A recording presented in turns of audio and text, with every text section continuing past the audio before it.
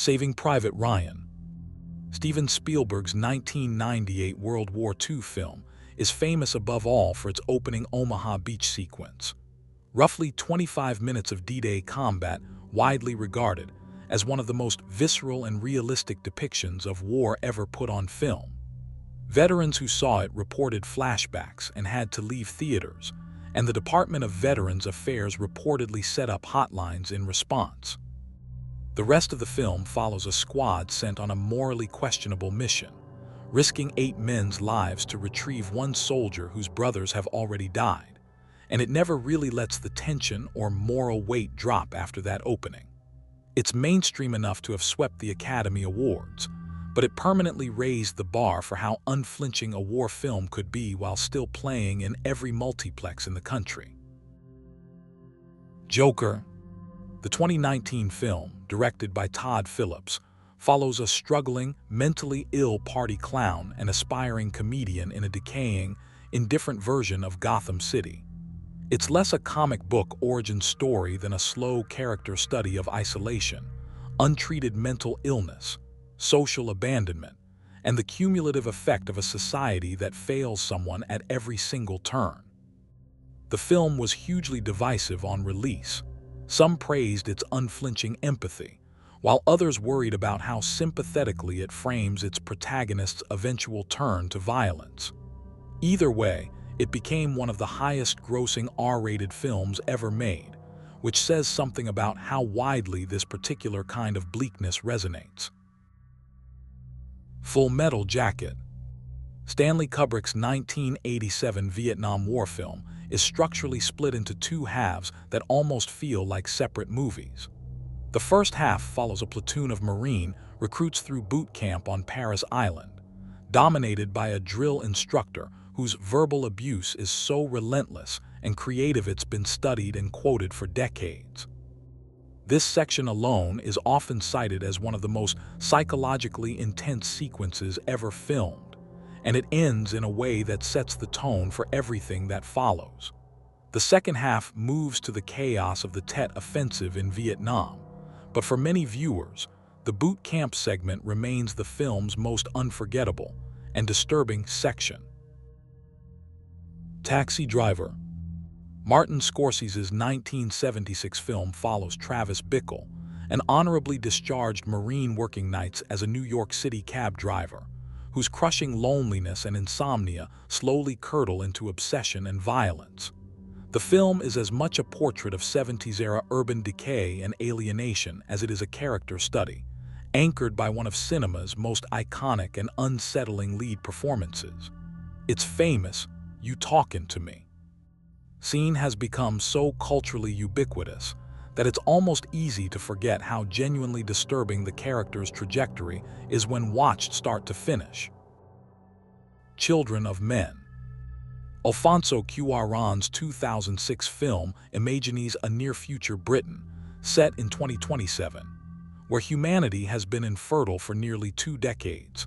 No child has been born anywhere on Earth in 18 years, and society has collapsed into authoritarianism, xenophobia, and despair as a result.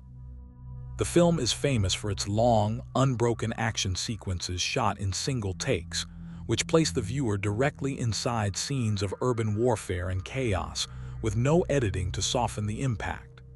Despite its bleak premise, it's threaded with a fragile, persistent thread of hope that keeps it from being pure misery, though that hope is hard-won and comes at real cost. Apocalypse Now. Francis Ford Coppola's 1979 Vietnam War epic, loosely based on Joseph Conrad's Heart of Darkness, follows a soldier sent upriver into Cambodia to find and assassinate a special forces officer who has gone rogue and established his own jungle kingdom. The film is as much about the psychological and moral disintegration caused by war as it is about combat itself. Its production became almost as legendary as the film Plagued by Typhoons, a leading actor's heart attack, and a shoot that ran so far over schedule it was sometimes referred to as Apocalypse Nowvember. The chaos behind the camera arguably bled into the finished film's sense of spiraling unreality. Rabbit-Proof Fence. Based on real events and a true story, this 2002 Australian film follows three young Aboriginal girls who are forcibly taken from their families under a real historical government policy targeting mixed-race Aboriginal children, and their subsequent escape and journey of well over 1,000 miles on foot to return home, following a rabbit-proof fence that crosses the continent. It's a quiet, restrained film, which somehow makes its subject matter a genuine and relatively recent historical injustice that affected thousands of children, land even harder than a more dramatic treatment might have. The Green Mile, a 1999 film based on a Stephen King novel set on death row in a Louisiana prison during the 1930s. It centers on the relationship between a death row guard and an inmate awaiting execution who appears to possess extraordinary, almost miraculous compassion and healing abilities, despite having been wrongly convicted. The film blends warmth, tenderness, and even moments of genuine sweetness with an unflinching look at capital punishment and systemic injustice, which makes its emotional gut punches land from an unexpected angle. You're disarmed by the gentleness right before the film delivers some of its hardest moments. One Flew Over the Cuckoo's Nest. The 1975 film, based on Ken Kesey's novel, is set inside a state psychiatric institution where a new patient, admitted for what may be a relatively minor issue, clashes with the rigid, dehumanizing authority of the head nurse. It's a landmark film about autonomy, conformity, institutional cruelty, and the human cost of systems that claim to be helping the people in their care while actually crushing them. It swept all 5 major Academy Awards, and its final scenes remain some of the most quietly devastating in American film history, precisely because of how inevitable they feel by the time they arrive. The Mist, a 2007 adaptation of a Stephen King novella, in which a small Maine town becomes trapped inside a supermarket after a strange, otherworldly mist rolls in carrying unseen and increasingly horrifying creatures. While it functions as a creature feature on the surface, the film is better remembered for its exploration of how quickly ordinary, civilized people turn on each other under fear, uncertainty, and the influence of a religious fanatic among them. Its ending, changed significantly from the source material at director Frank Darabont's insistence, is frequently cited as one of the bleakest in modern horror cinema, to the point that even Stephen King himself reportedly said he wished he'd thought of it. All Quiet on the Western Front, 1930. One of the earliest and most influential anti-war films ever made, based on the famous German novel of the same name, about a group of young German soldiers' experiences and disillusionment during World War I. Released just over a decade after the war ended, with a crew and cast many of whom had lived through it themselves, the film carries a rawness and immediacy that comes from genuine proximity to the horror it depicts, and it was banned in several countries, including Germany itself, for its anti-war message. All Quiet on the Western Front, 2022. A more recent German-language adaptation of the same novel, which won 4 Academy Awards including Best International Feature. It updates the visual and sonic language of World War I combat for modern audiences, with a thunderous, unconventional score and unflinching trench warfare sequences, while preserving the original novel's central message about the senselessness and futility of the war, often framed against the literal countdown to the armistice that ended it. The Impossible, a 2012 film based on the real experiences of a family caught in the 2004 Indian Ocean tsunami while on vacation in Thailand, one of the deadliest natural disasters in recorded history, killing over 200,000 people across multiple countries. The film is harrowing not because of any villain or human conflict, but simply because of the overwhelming scale of a real disaster and the chaos, injury, and desperate searching of a family that becomes separated in the immediate aftermath, with no idea whether the others are alive.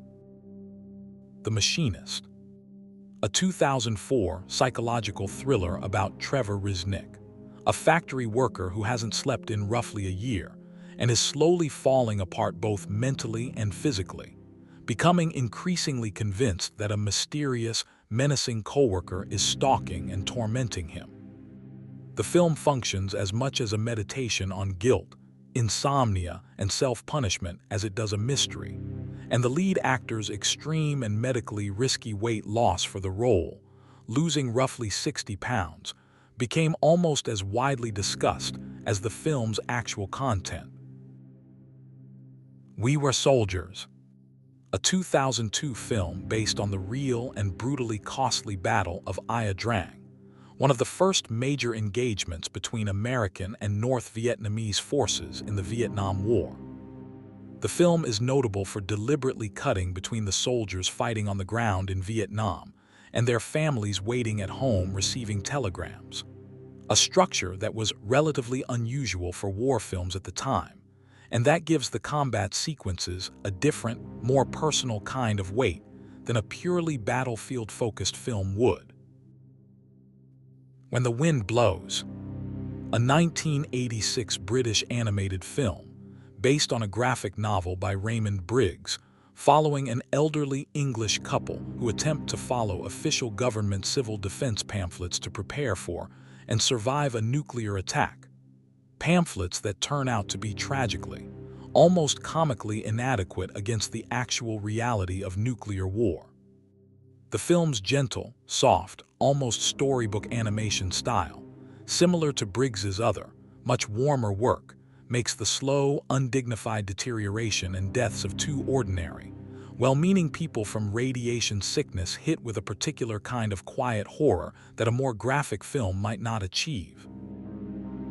Johnny Got His Gun, a 1971 film based on Dalton Trumbo's 1939 novel of the same name, following a young American soldier in World War I who survives an artillery shell that takes his arms, legs, and most of his face, including his eyes, ears, and mouth, leaving him fully conscious, aware, and trapped entirely within his own mind with no way to communicate with the outside world. It's one of the most extreme and sustained depictions of the human cost of war ever put on film, built almost entirely around the existential horror of total sensory isolation, while still being alive and aware inside a body that can no longer connect to anything.